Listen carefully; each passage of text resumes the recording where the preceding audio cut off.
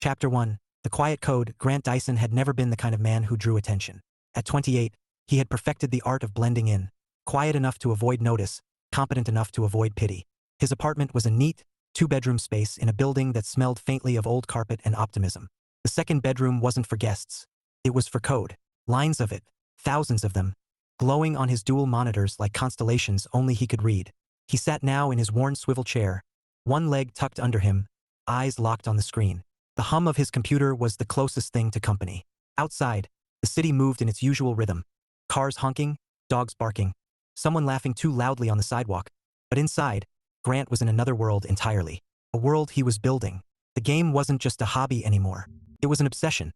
A sprawling multiplayer role-playing experience set in a parallel existence of modern life. He'd been working on it for 2 years, refining mechanics, designing characters, writing lore that no one but him had read. Tonight, he was debugging a feature that allowed players to choose their faction. Vampire hunters, vampires, or cattle. The unsuspecting souls caught in the middle. He grinned faintly at the absurdity of it. Cattle. Who even came up with that? Oh, right, him. The idea was simple. Hunters saved cattle, vampires converted them, and if hunters and vampires crossed paths, they didn't fight to the death. They had coffee. A coin toss decided the winner. Best 2 out of 3. It was social, quirky, and just mysterious enough to keep people hooked. At least that was the plan. Grant stretched, his back popping like bubble wrap. He glanced at the clock. 7:42 p.m. He had been home for 2 hours, and in that time, he'd eaten exactly half a granola bar and ignored 3 notifications from his phone. One was from his sister, one from his bank, and one from a news app he never read. He reached for the phone, thumb hovering over the screen. The message from his sister read, "Hey nerd, call me when you're done saving the world," or whatever. Grant smiled. Emily was 3 years older, married, and living 2 states away with 3 kids who thought he was the coolest uncle alive. Mostly because he told them he had alien technology hidden in his apartment. Started as a joke, but now they were convinced he had a teleportation device in his closet. He didn't correct them. Why ruin the magic? He hit call. The phone rang twice before Emily answered, her voice warm and teasing. Grant Dyson, international man of mystery. To what do I owe the honor? Thought I'd check in, he said, leaning back in his chair. How's the chaos? Loud, sticky, full of glitter. You know, the usual. She laughed, and he could hear the muffled sound of kids in the background. Shouting, something crashing, a dog barking like it was auditioning for a horror movie. How's my favorite hermit? Coding, he said simply. Shocking. Emily's voice softened. You okay? You sound, I don't know, tired. I'm fine, Grant said, though he wasn't sure if that was true. He wasn't unhappy exactly, just stuck. Been thinking about Grandma.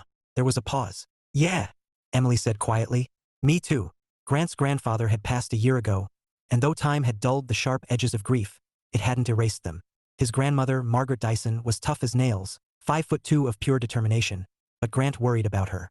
She lived alone now, except for the daily parade of friends who gathered in her front yard like a living sitcom.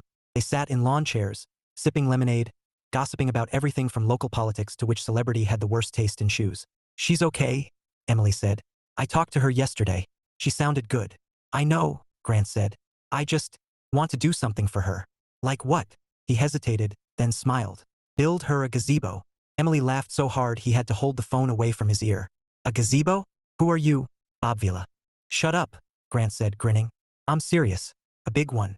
Screened in, cushioned seats, lighting, Bluetooth speakers. Maybe a ceiling fan. Wow, you're really going all out. She deserves it, Grant said simply. She's Grandma. She never broke a promise to me. Ever. Emily's voice softened again. You're a good guy, Grant. He shrugged, even though she couldn't see it. Don't tell anyone. They talked for a few more minutes about the kids, about Emily's husband's new obsession with grilling, before Grant hung up. He sat for a moment, staring at the dark window across the room. His reflection looked back at him. Messy brown hair, tired eyes, a man who spent more time with code than with people. He opened a new tab and started calculating costs for the gazebo. Lumber, screens, cushions, wiring. It wasn't as bad as he thought.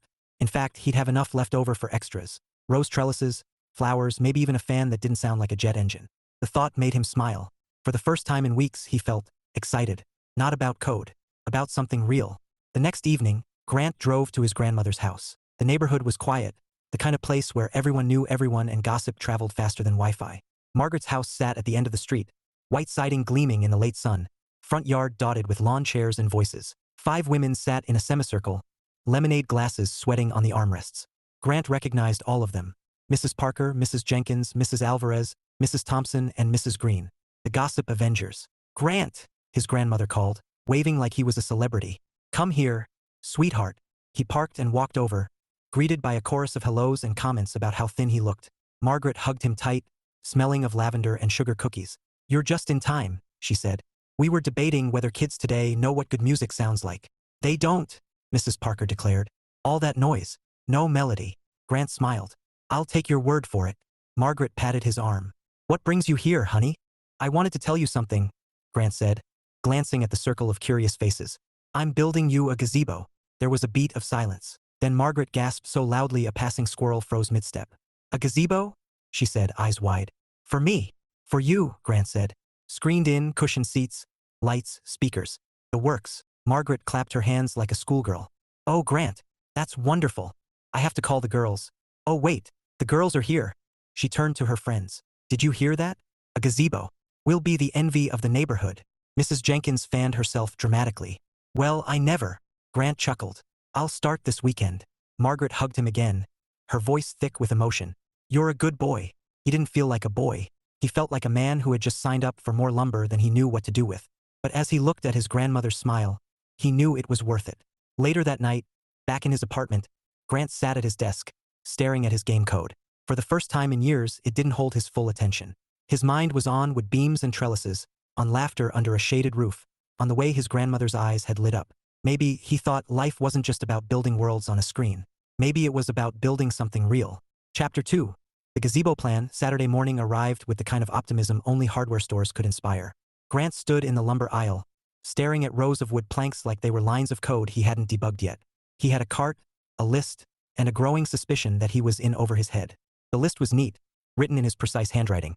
Pressure-treated lumber, screws, galvanized, screen panels, outdoor cushions, electrical wiring, ceiling fan, Bluetooth speakers, and, because he couldn't resist, rose trellises, bags of soil, a dozen rose bushes. He read the list again, then looked at the towering stacks of lumber.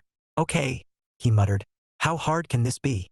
Depends, said a voice behind him. Are you building a gazebo or a small fortress? Grant turned. The speaker was a man in his 60s, wearing a red apron and a grin that suggested he'd seen more DIY disasters than he could count. Gazebo, Grant said. For my grandmother. Ah. The man nodded approvingly. Good cause. Bad for your back.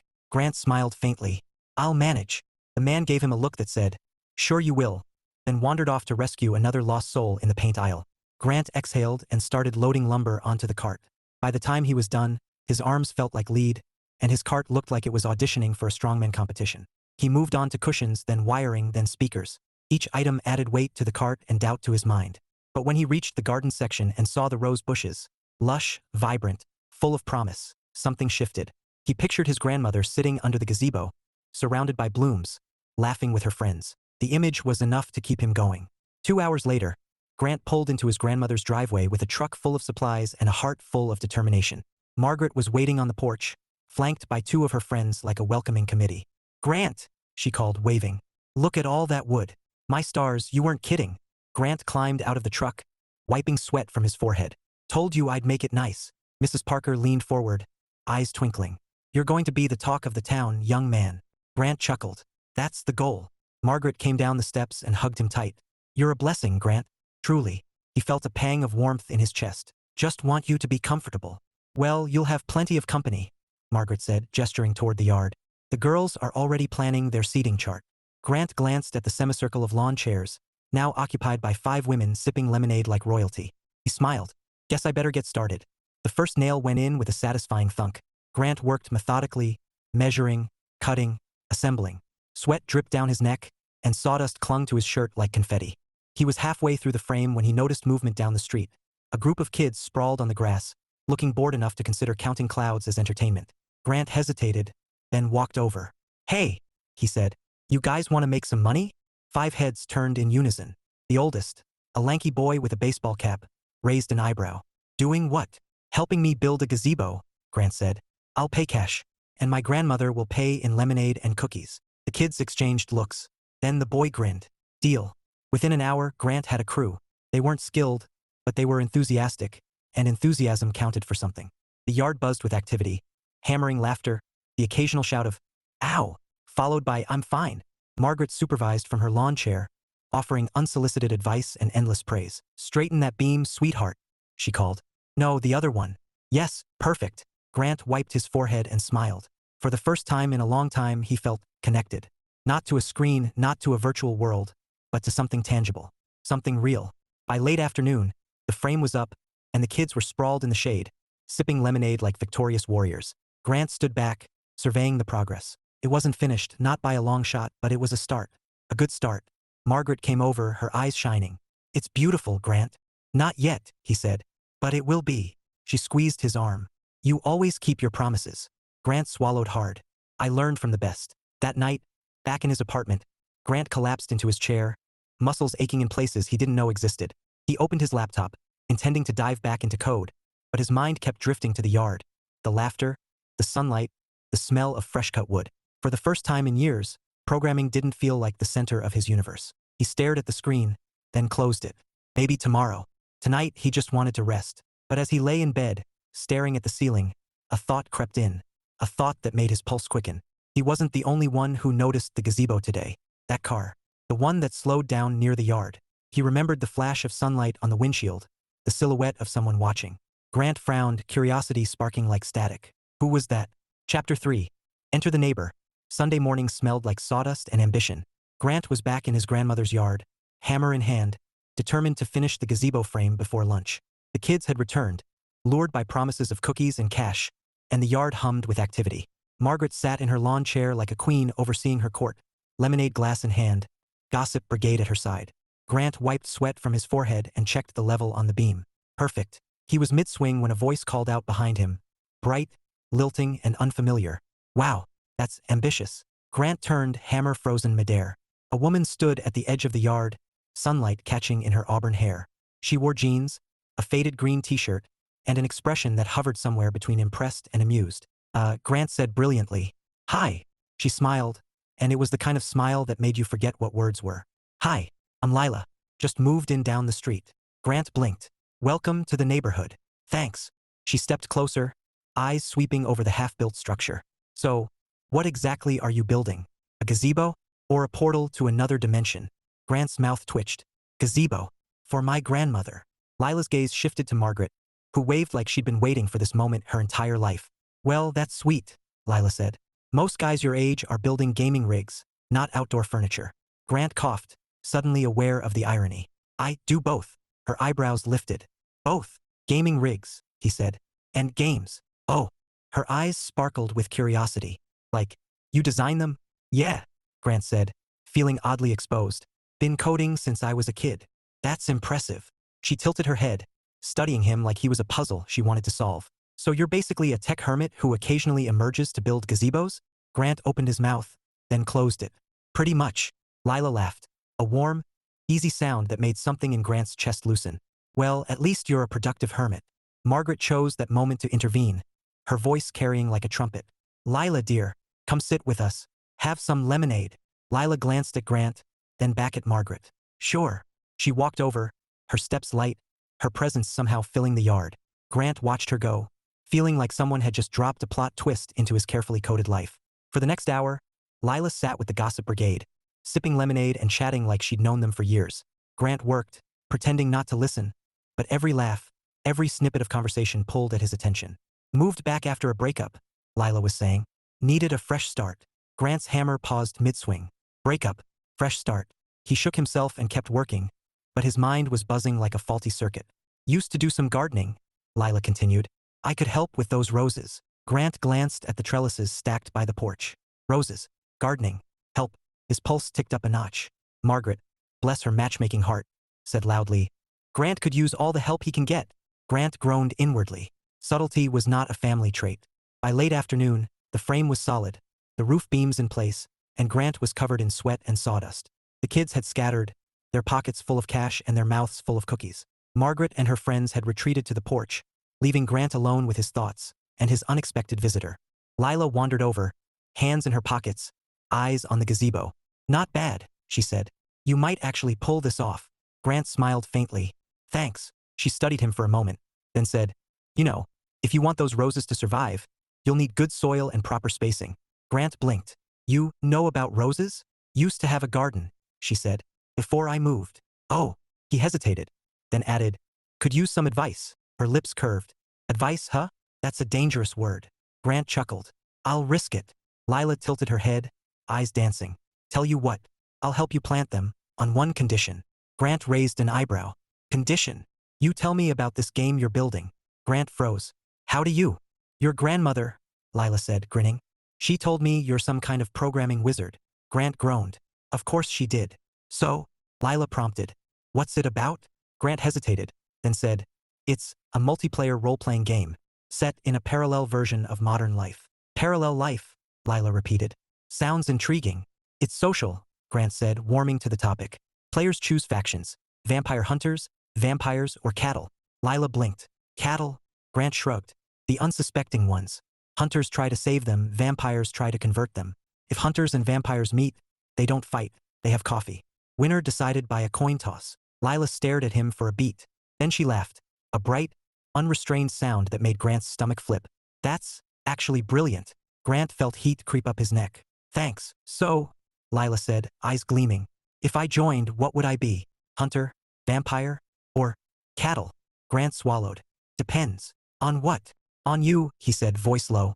Lila smiled slowly, like she just won a game he didn't know they were playing. Guess I'll have to find out. As she walked away, Grant watched her go, heart thudding like a drum. He turned back to the gazebo, but his focus was shot. For the first time in years, code wasn't the only thing on his mind. That night, Grant sat at his desk, staring at his phone. Lila had given him her number. For gardening emergencies, she'd said, with a wink that had short-circuited his brain. He opened his game app, thumb hovering over the screen. On impulse, he sent her an invite. Seconds later, his phone buzzed with a reply. Lila. So, am I cattle or a vampire? Grant stared at the message, a grin tugging at his lips. For the first time in a long time, life felt unpredictable. And he liked it. Chapter 4. Coffee and coin toss. Grant stared at his phone like it had just sprouted wings. Lila's message glowed on the screen. Lila. So, am I cattle or a vampire? He read it 3 times, each time feeling his pulse tick up a notch. He wasn't used to this banter, flirting, whatever this was. His social life was usually limited to family calls and the occasional awkward conversation with a cashier about loyalty points. He typed, deleted, typed again. Grant. Depends. Do you like coffee? Her reply came almost instantly. Lila. Love it. Why? Grant hesitated, then sent. Grant. Game rule. Hunters and vampires meet for coffee. Winner decided by coin toss. There was a pause. Then, Lila. You're asking me out with a game mechanic? Old move, Dyson. Grant grinned despite himself. Grant. Is that a yes? Lila. Only if I get to call heads. 2 hours later, Grant was standing outside a cafe downtown, wondering if he'd made a terrible mistake. He wasn't bad at conversation, at least not in theory but in practice. He was about as smooth as sandpaper. And Lila was different. Bright, confident, the kind of person who made the world feel bigger just by walking into it. He adjusted his jacket, checked his phone, and tried not to look like someone who had Googled how to not be awkward on a coffee date 15 minutes ago. Then she appeared. Lila walked up with a smile that could power a small city, auburn hair catching the winter sunlight.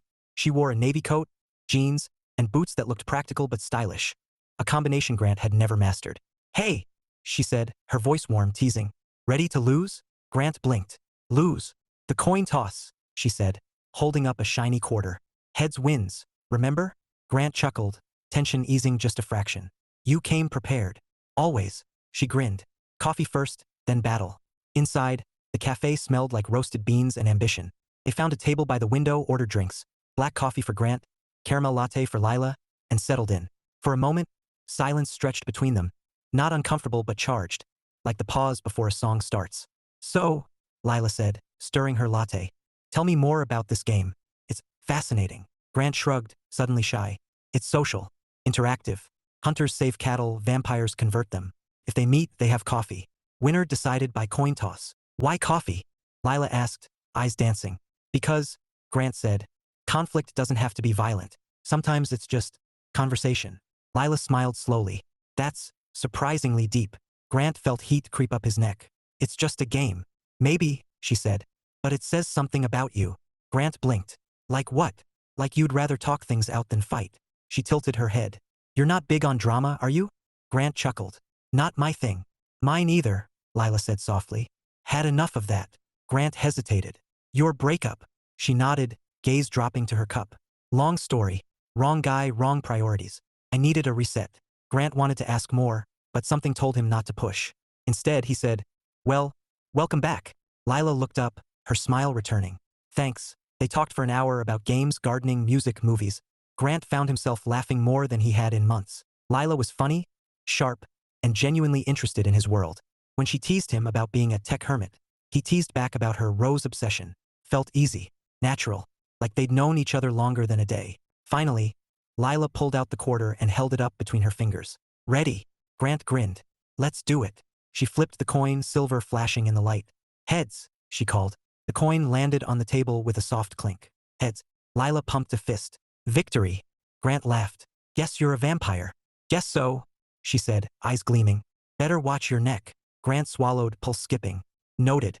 When they stepped outside, the air was crisp, the sky streaked with orange and pink.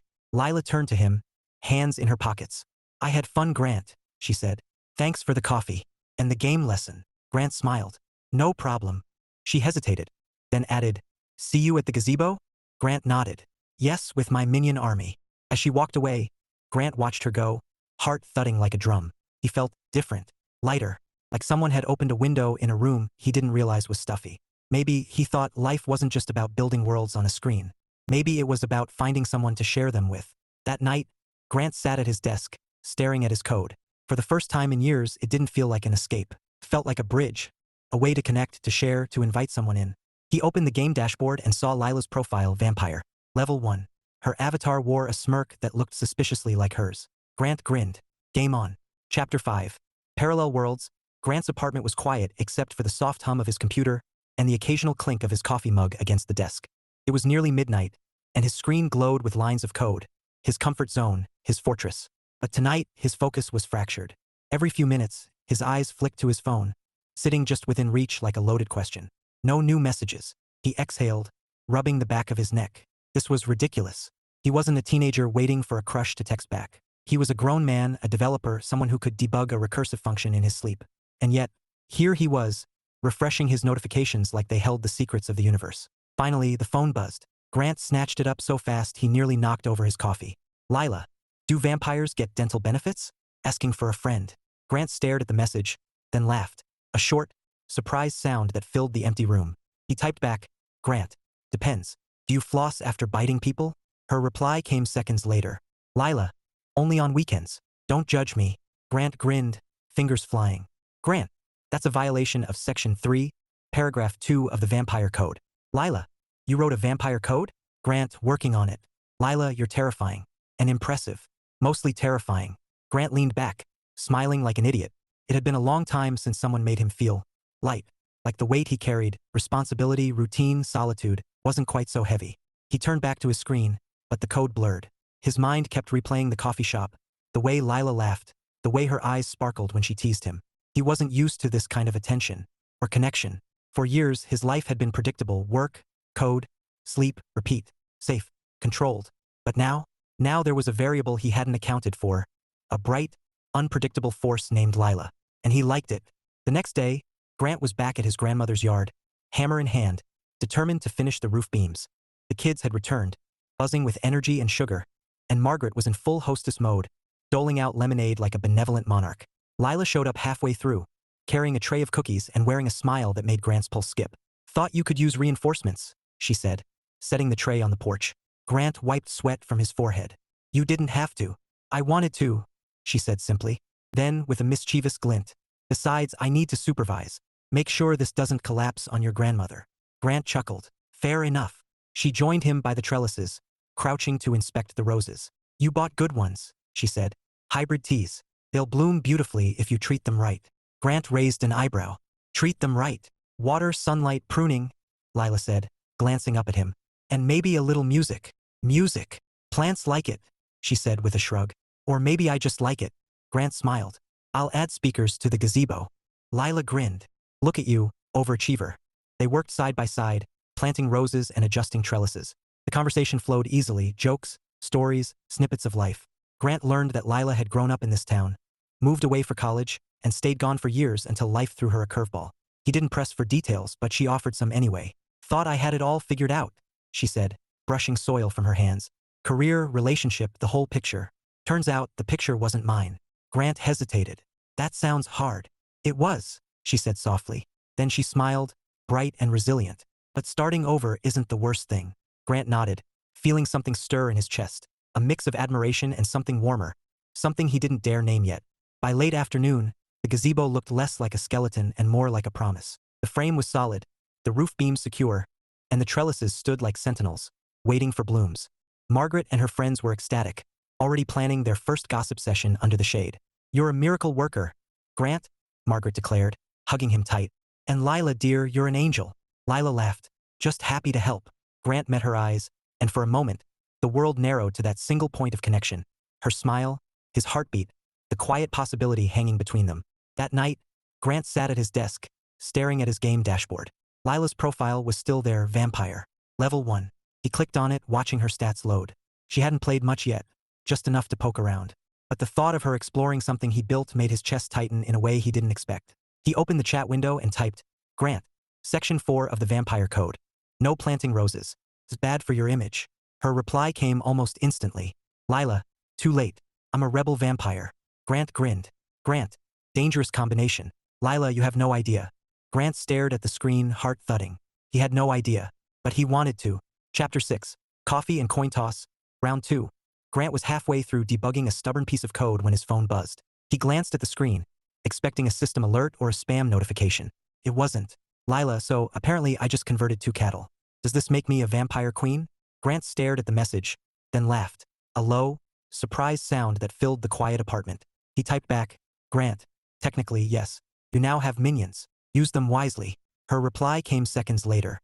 "Lila, minions? Oh, this is dangerous. I feel powerful." Grant grinned, fingers flying. "Grant, don't let it go to your head. There's still a hunter out there who could stop you." "Lila, hunter? You?" "Grant, maybe." "Lila, then I challenge you. Coffee. Coin toss. Winner takes bragging rights." Grant blinked, pulse ticking up. She was doing it again, turning his game mechanics into real-life invitations. And he liked it. "Grant, tomorrow? Same cafe?" "Lila, tomorrow. Noon. Bring a coin. I'm calling heads again." The next day, Grant arrived early. He told himself it was because he hated being late, but the truth was simpler. He wanted a moment to breathe before Lila walked in and scrambled his brain like last time. He chose a table by the window, ordered a black coffee, and tried to look casual. His phone buzzed. "Lila. Running 2 minutes late. Don't start without me." Grant smiled, tension easing just a fraction. He was still smiling when she walked in. Lila looked like she'd stepped out of a magazine. Not because of her clothes, jeans, boots, a burgundy sweater, but because of the way she carried herself. Confident, warm, like the world was something to explore, not endure. "Hey," she said, sliding into the seat across from him. "Ready to lose again?" Grant chuckled. "You're very confident." "Always," she said, pulling out a coin. "Heads wins. Best 2 out of 3. Grant raised an eyebrow. "You brought your own coin." "Of course," she said, grinning. "Can't trust a hunter not to rig the game." Grant laughed, and for a moment, the tension melted. They ordered drinks, caramel latte for her, black coffee for him, and settled in. "So," Lila said, stirring her latte, "tell me something about you that's not code-related." Grant blinked. Come on," she teased. "There has to be something." He hesitated, then said, "I like building things." "Things? Gazebos," he said dryly. Lila laughed, bright and unrestrained. "Fair. Anything else?" Grant thought for a moment. "I read. Sometimes. Books?" she asked. "Or manuals?" "Books," he said, smiling faintly. "Mostly sci-fi." "Of course," Lila said. "Let me guess. Aliens, parallel worlds, secret tech?" Grant chuckled. "Guilty." She leaned forward, eyes dancing. "You know, you're full of surprises." Grant raised an eyebrow. "Surprises?" "Yeah," she said softly. "You seem reserved. But then you build gazebos and create vampire games and read about aliens. It's unexpected." Grant felt heat creep up his neck. "Is that good?" Lila smiled. "It's interesting." They talked for an hour about books, movies, music. Grant found himself laughing more than he had in months. Lila was sharp, funny, and genuinely curious about his world. When she teased him about being a tech hermit, he teased back about her vampire queen ambitions. Felt easy, natural, like they were building something, not just a gazebo, not just a game, but something else entirely. Finally, Lila held up the coin. "Ready?" Grant grinned. "Let's do it." She flipped the coin, silver flashing in the light. "Heads," she called. The coin landed on the table with a soft clink. "Tails." Lila gasped. "No way." Grant smirked. "Hunter wins." She narrowed her eyes. "Best 2 out of 3. Grant laughed. "Deal." They played 2 more rounds. Lila won one, Grant won the other. It ended in a tie which felt fitting somehow. When they stepped outside, the air was crisp, the sky streaked with winter sunlight. "This was fun," Lila said, pulling her coat tighter. "I think you've created something dangerous." Grant smiled. "Anytime." She hesitated, then added, "See you at the gazebo?" Grant nodded. "Yeah, see you." As she walked away, Grant watched her go, heart thudding like a drum. He felt different, lighter, like someone had opened a window in a room he didn't realize was stuffy. Maybe he thought life wasn't just about building worlds on a screen. Maybe it was about finding someone to share them with. That night, Grant sat at his desk, staring at his game dashboard. Lila's profile was still there, Vampire Queen. Level 2. Her avatar wore a smirk that looked suspiciously like hers. Grant grinned. Game on. Chapter 7. Gossip Network goes wild. Grant had barely parked his truck before he heard laughter drifting from his grandmother's porch. It wasn't the usual soft chuckles of the Gossip Brigade. It was full-throated, conspiratorial laughter, the kind that made him instantly suspicious. He climbed out, wiping his hands on his jeans, and walked toward the yard. Margaret was in her usual spot, lemonade glass in hand, surrounded by her 5 loyal friends. They looked like generals plotting a campaign, and Grant had the sinking feeling he was the battlefield. "Grant," Margaret called, her voice bright with mischief. "Come here, sweetheart." Grant approached slowly, like a man walking into an ambush. "Hey, Grandma." Mrs. Parker leaned forward, eyes twinkling. Well, if it isn't our local Romeo." Grant blinked. "What?" Mrs. Jenkins fanned herself dramatically. "Don't play coy, young man. We saw her." Grant's stomach dropped. "Saw who?" "Lila," Margaret said, grinning like a cat with cream. "At the cafe. With you." Grant froze. "You saw us?" Mrs. Alvarez nodded, her earrings jingling. "We were on our way to bingo. Walked right past the window. You two looked cozy." Grant felt heat creep up his neck. "We were having coffee." Mrs. Thompson smirked. "Coffee, huh? That's what they call it these days." Grant groaned inwardly. "It wasn't. Look. It was just." Margaret patted his arm, eyes sparkling. "Sweetheart, you don't have to explain. We're thrilled." Grant opened his mouth, then closed it. There was no winning this battle. He turned toward the gazebo, hoping to escape, but the Gossip Brigade wasn't done. Mrs. Green called after him. "Don't forget to invite us to the wedding." Grant muttered something that sounded like a prayer and grabbed his toolbox. He was halfway through installing the ceiling fan when Lila appeared, carrying a tray of lemonade and wearing a smile that made Grant's pulse skip. "Thought you could use a refill," she said, setting the tray on the porch. Grant wiped sweat from his forehead. "Thanks." Margaret beamed. "Lila, dear, come sit with us." Lila laughed. "Maybe later. I'm here to help the hunter." Grant shot her a look. "Hunter?" She grinned. "Game rules, remember? You're the hunter. I'm the Vampire Queen." Grant chuckled, tension easing just a fraction. "Fair enough." They worked side by side, adjusting trellises and wiring the fan. The conversation flowed easily, jokes, stories, snippets of life.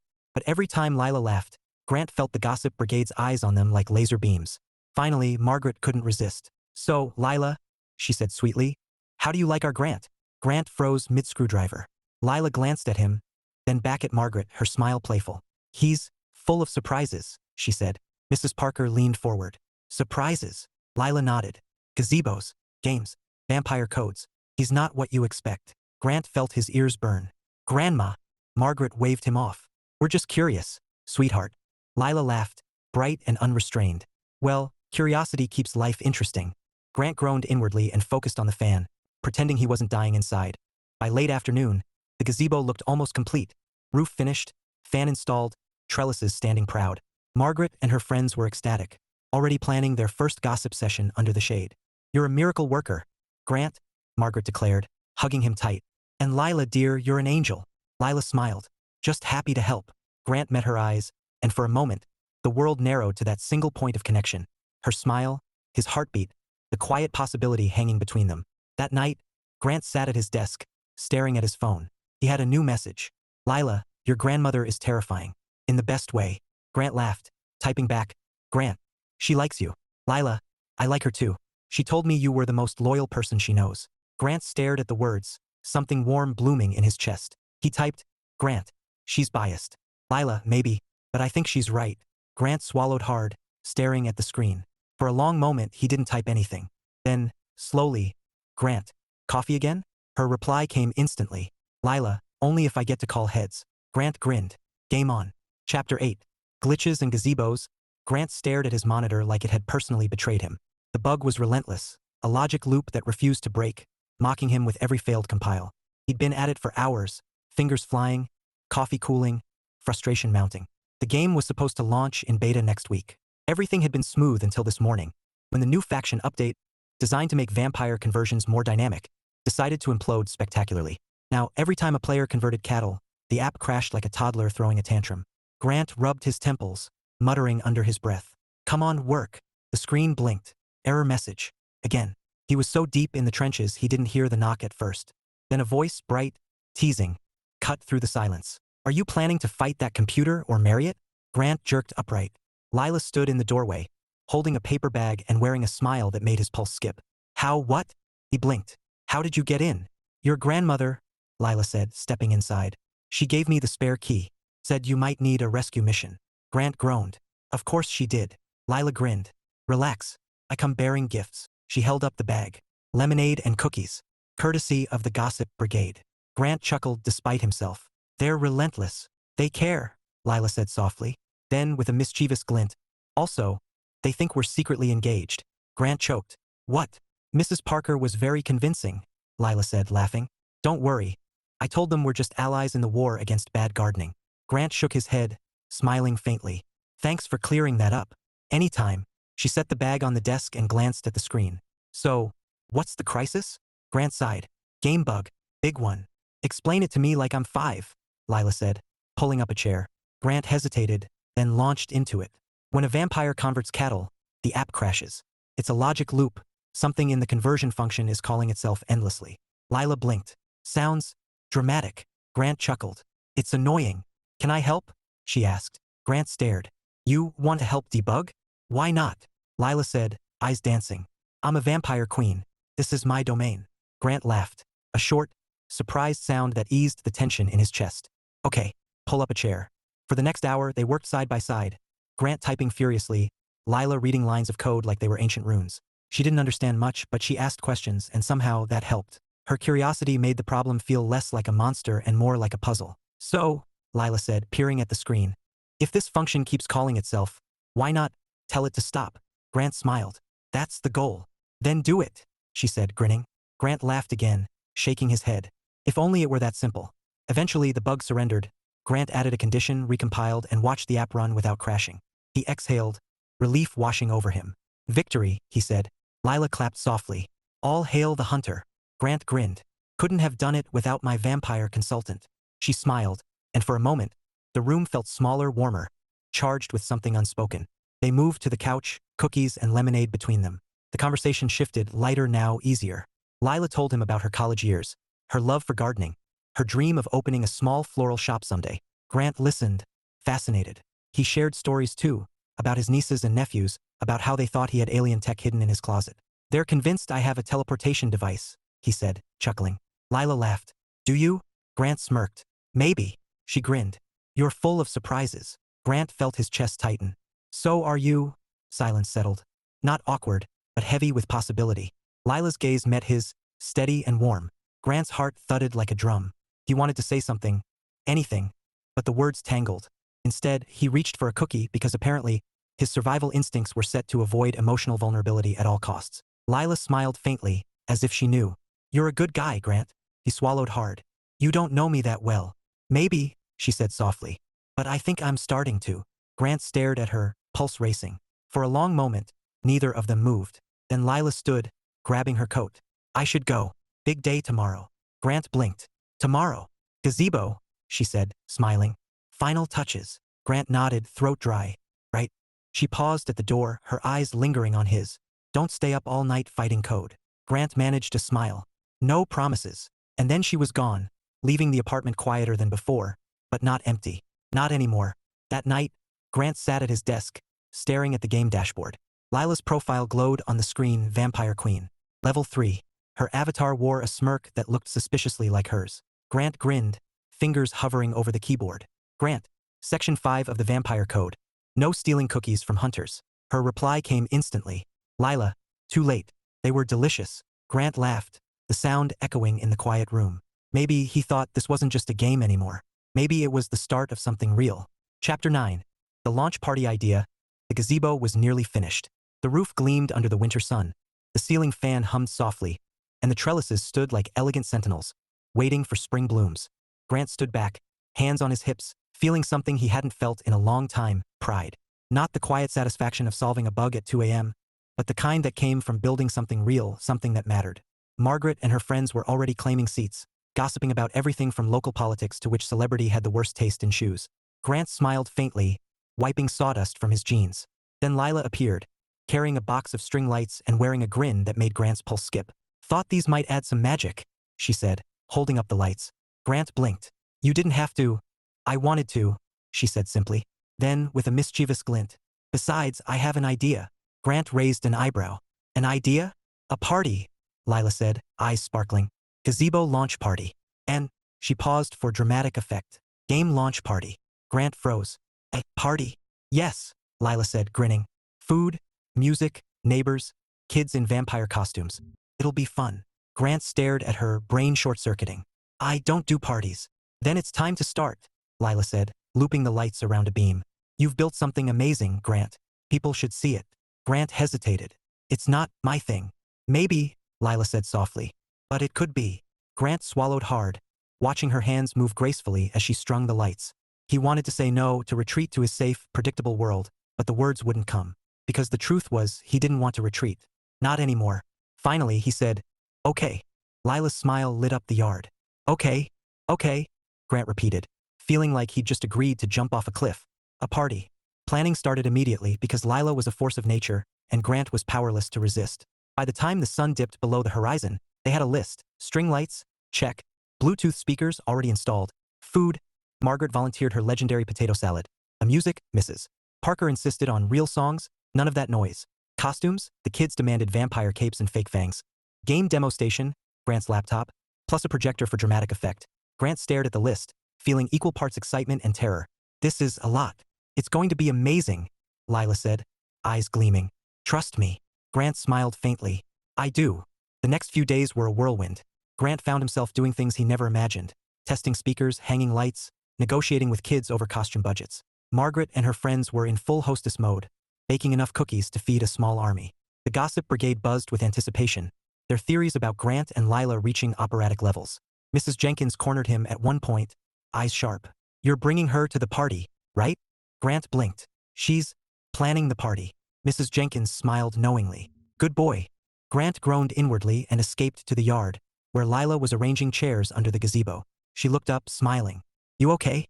"Surviving," Grant said dryly. Lila laughed. "You'll thank me later." Grant studied her for a moment. The way her hair caught the light, the way her smile made the chaos feel worth it. Maybe she was right. Maybe he would thank her later. That night, Grant sat at his desk, staring at his game dashboard. The beta build was ready, stable, polished, alive. He imagined the kids playing, laughing, tossing coins to decide battles. He imagined Lila, her avatar smirking like it always did. He opened the chat window and typed, "Grant, Section 6 of the Vampire Code. No throwing launch parties without hunter approval." Her reply came instantly. "Lila, too late. Invitations are going out tomorrow." Grant grinned, shaking his head. Maybe he thought this wasn't just a party. Maybe it was the start of something bigger. Chapter 10. The big day. The gazebo glowed like something out of a fairy tale. String lights twinkled along the beams, casting a soft golden halo over the yard. The trellises framed the structure like elegant arches, and Margaret's roses, though still young, added a promise of color. The Bluetooth speakers hummed with oldies, courtesy of Mrs. Parker, who had declared modern music an affront to civilization. Grant stood at the edge of the yard, hands shoved in his pockets, watching the scene unfold. Neighbors streamed in, laughter mingling with the scent of cookies and potato salad. Kids darted around in vampire capes and fake fangs, shrieking with delight as they tossed coins to decide imaginary battles. The gossip brigade sat in their usual semicircle, sipping lemonade and radiating smug satisfaction. And then there was Lila. She moved through the crowd like sunlight, warm, bright, impossible to ignore. Her auburn hair caught the glow of the lights, and her smile. God, that smile. Grant felt his pulse skip every time she laughed, every time her eyes found his across the yard. He wasn't used to this noise, chaos, people. But tonight, it didn't feel overwhelming. It felt good. Alive. Like stepping into a world he didn't know he'd been missing. "Grant," Margaret called, waving him over. "Come here, sweetheart." Grant walked to the gazebo, where his grandmother stood like a queen surveying her kingdom. She hugged him tight, her voice thick with emotion. "You did it," she whispered. "It's perfect." Grant swallowed hard. "You deserve it." Margaret smiled, eyes shining. "And you deserve to be happy." Grant blinked. "Grandma." She patted his cheek, her gaze flicking toward Lila. Don't waste time, sweetheart. Life's too short. Grant opened his mouth, but before he could respond, Mrs. Jenkins chimed in loudly.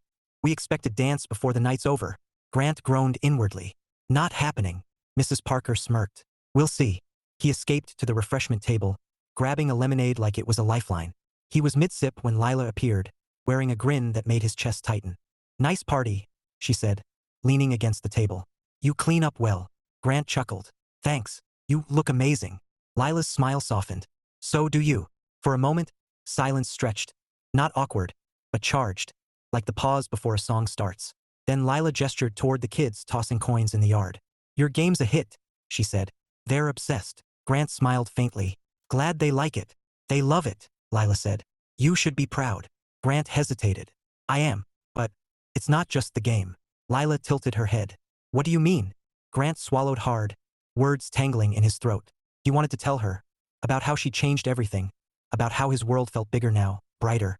But before he could speak, a kid in a vampire cape barreled toward them, waving a coin. Hunter versus vampire, the boy shouted. You too. Best 2 out of 3.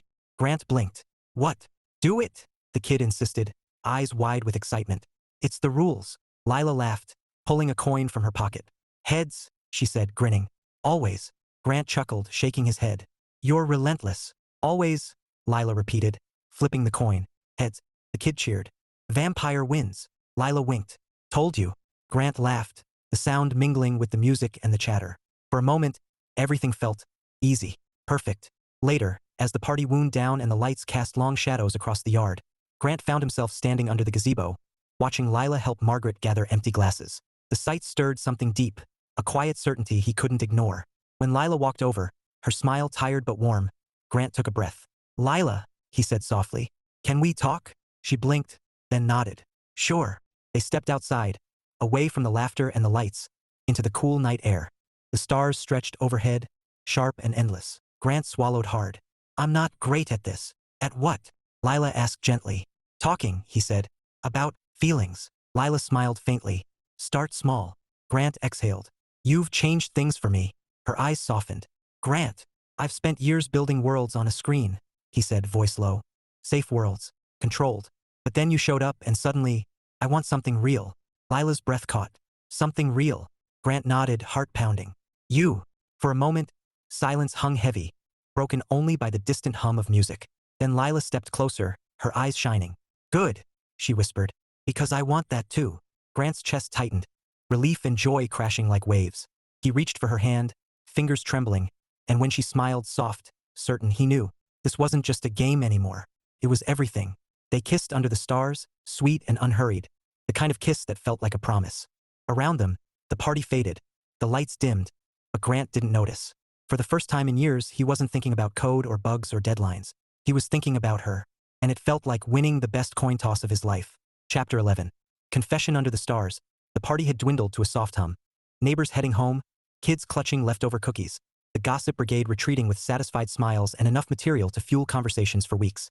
The gazebo stood like a beacon in the quiet yard, glowing under the string lights, a promise fulfilled. Grant and Lila lingered beneath it, hands still entwined from that kiss under the stars. It hadn't been rushed, hadn't been dramatic, just right. The kind of kiss that felt like a door opening, not slamming shut. Margaret passed by with a tray of empty glasses, her eyes twinkling like she'd orchestrated the entire evening. Don't mind me, she said, voice dripping with innocence. Just cleaning up. Grant groaned softly. Grandma. She winked. Carry on, sweetheart. Lila laughed, squeezing his hand. She's relentless. She's invested, Grant said, smiling faintly. In everything. Lila tilted her head, studying him. You're close to her. Grant nodded. She's the one person who never broke a promise to me. Ever. Lila's expression softened. That's rare. Yeah, Grant said quietly. She taught me what trust looks like. Lila smiled, her thumb brushing his knuckles. And now you're teaching me. Grant blinked. Me? You're steady, Lila said. Reliable. After everything I've been through, that matters. Grant swallowed hard, emotion tightening his chest. I'm glad. For a moment, silence stretched.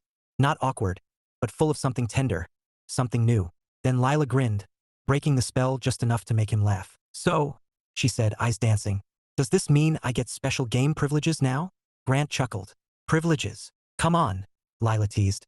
Dating the developer has to come with perks. Grant smirked. Section 7 of the Vampire Code. No cheating. Lila laughed, bright and unrestrained. Fine, but I'm still calling heads. Grant grinned. Always. They spent the next hour cleaning up, stacking chairs, gathering plates, untangling a string of lights that had somehow wrapped itself around a trellis. It was domestic, ordinary, and yet it felt extraordinary. Every glance, every brush of fingers carried a quiet electricity. When the yard was finally still, they sat on the gazebo steps, sipping the last of the lemonade. The night air was cool, the stars sharp and endless. Lila leaned against him, her head resting lightly on his shoulder. You know, she said softly, this is the first time in months I felt settled. Grant turned his head, watching her profile in the glow of the lights. Me too, she smiled faintly. Funny how life works. Grant nodded, his heart thudding like a drum. Yeah. Later, when Lila stood to leave, Grant walked her to her car. The gravel crunched under their feet, the night wrapping around them like a secret. Thanks for tonight, she said, turning to face him. For everything. Grant swallowed hard. Thank you for showing up. Lila smiled, her eyes warm. Get used to it. Grant grinned, feeling something settle deep inside, a certainty he hadn't felt in years. I think I could. She kissed him again, soft, lingering, and then she was gone, taillights glowing like embers in the dark. Grant stood there for a long moment, the cool air brushing his skin, his heart steady and wild all at once. Maybe he thought this was what real felt like. That night, back in his apartment, Grant opened his laptop. The game dashboard glowed, Lila's profile front and center. Vampire Queen. Level 4. Her avatar smirked like it knew something he didn't. Grant typed, Grant, Section 8 of the Vampire Code. No stealing hunter hearts. Her reply came instantly. Lila, too late. Grant laughed, the sound echoing in the quiet room. And for the first time in years, the quiet didn't feel empty. Chapter 12. Parallel Paths. Spring arrived like a quiet miracle. The roses bloomed in shades of blush and crimson, climbing the trellises Grant had installed with painstaking care. The gazebo stood proud in Margaret's yard, no longer a skeleton of beams but a living space, a hub of laughter, gossip, and lemonade-fueled debates about real music. Grant sat on the cushioned bench, laptop balanced on his knees, the hum of the ceiling fan blending with the soft chatter of Margaret's friends. They were in full swing today, dissecting the latest neighborhood drama with surgical precision. Grant smiled faintly, fingers flying across the keyboard as he pushed a new update to the game. The beta launch had been a success, better than he'd dared hope. Word spread fast, thanks to the kids who couldn't stop talking about vampire battles and coin toss showdowns. Now, the game had hundreds of active players, and Grant was fielding requests for expansions, new factions, and themed events. But the biggest change wasn't on his screen. It was sitting across from him, barefoot on the gazebo steps, auburn hair catching the sunlight as she arranged fresh flowers in a vase. Lila. She glanced up, catching his gaze, and smiled. A smile that still made his chest tighten, even after weeks of shared mornings and late-night texts, of coffee dates and gardening sessions that turned into laughter-filled marathons. You're staring, she teased, her voice warm. Grant smirked. Debugging. Sure, Lila said, grinning. Debugging my soul? Grant chuckled, closing the laptop. Maybe, she laughed, setting the vase on the table. Game update done? Almost, Grant said. Added a new rule. Lila raised an eyebrow. Oh, Section 9 of the Vampire Code, Grant said, deadpan. No stealing hunter laptops. Lila laughed, bright and unrestrained. Too late. I already have your password. Grant blinked. You what? Relax, she said, eyes dancing. I only used it to change my avatar outfit. Grant groaned. You're dangerous. Always, Lila said, leaning back against the steps. You should know that by now. Grant smiled, watching her in the golden light. He did know, and he loved it. Margaret appeared then, carrying a tray of lemonade like a benevolent monarch. You too, she said, setting the tray down with a flourish. Still at it. Always, Lila said, winking. Margaret beamed, her eyes twinkling. Good. Keep him out of that cave of an apartment. Grant rolled his eyes. Grandma. She patted his cheek, her voice softening. You're happy. Grant swallowed hard, meeting her gaze. Yeah, he said quietly. I am. Margaret smiled, her expression tender. That's all I ever wanted. Later, when the sun dipped low and the gossip brigade dispersed, Grant and Lila sat under the gazebo lights, sipping lemonade and watching the stars blink awake. You know, Lila said softly, this feels perfect. Grant nodded, his heart steady and wild all at once. It does. She smiled faintly. Funny how life works. Grant chuckled. Yeah. For a long moment, they sat in silence, the night wrapping around them like a secret. Then Lila reached into her pocket and pulled out a coin, holding it up between her fingers. Last toss, she said, eyes gleaming. Heads wins. Grant grinned. What's the prize? Lila leaned closer, her voice a whisper. Forever. Grant swallowed hard, his pulse thudding like a drum. Call it. Heads, Lila said, flipping the coin. It landed on the bench with a soft clink. Heads. Lila smiled, her eyes shining. Guess I win. Grant laughed, pulling her into his arms. Guess we both do. As they kissed under the glow of the gazebo lights, Grant thought about all the worlds he'd built on a screen, safe, controlled, predictable, and how none of them compared to this one. The real one. The one where love wasn't decided by code or logic, but by a simple coin toss. The best one he'd ever made.